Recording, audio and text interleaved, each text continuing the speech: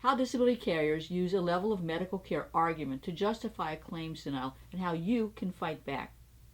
Did you know that many short and long-term disability policies have policy requirements that you continuously be unable to perform the substantial and material duties of your own occupation and be under the regular care of a licensed physician? Now, if you aren't under the regular care of a physician, the carrier can legitimately deny your claim regardless of how disabled you might be. How do the disability carriers try to game the requirement that you be under the regular care of a physician? Great question, and they do try to game it. What they do is they have a stable of what I call liar for hire doctors. They're going to review your medical records. They're looking for a reason to justify a claims denial. They'll cherry pick and they'll criticize your medical records. It's not uncommon for those liar for hire peer review doctors to look at the diagnosis, the physical findings, and the treating doctor's treatment plan.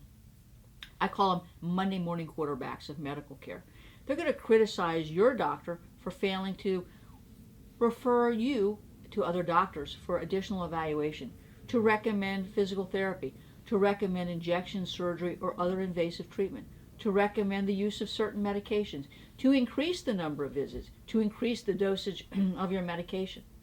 These Monday morning quarterbacks will conclude that your complaints and examinations could not possibly be as disabling as claimed because the level of care is not commensurate with the level of care that's being prescribed. In other words, they'll claim that the medical care is suboptimal and there hasn't been any opportunity for you to improve. In fact, that the lack of care shows a lack of severity, consistency, or frequency or intensity of your symptoms. Now, the policy language rarely requires a level of care, yet the carriers will routinely deny claims for the lack of appropriate medical care or the level of care. So, how does this game out? How does it work? Let me tell you the story of Copenhagen versus Baxter. Liberty Life administered a short-term disability plan for Baxter. They approved Copenhagen's short-term disability claim, but they terminated it before they had been paid out the full 28 weeks of benefits.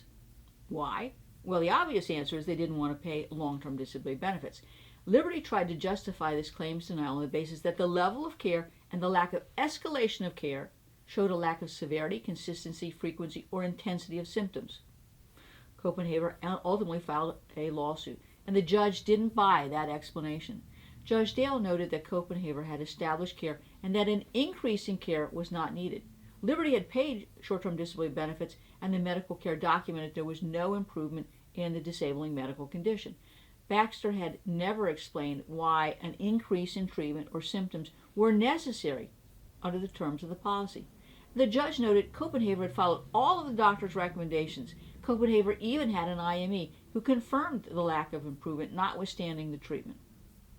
So what should you do if your short or long-term disability benefits are denied because they're saying you didn't get the right level of care or the frequency of care? Don't let the disability carrier rob you of your financial peace of mind by creating a bogus reason to justify an unjustifiable claims denial. An increase in medical care or a lack of improvement are not required. The issue is simple. Are you disabled or not? Just because you didn't improve doesn't mean you're not disabled. Now, remember, you'll only have 180 days in which to file an appeal. What are you waiting for? Don't lose your valuable rights. Call me at 727-894-3188 for a complimentary consultation.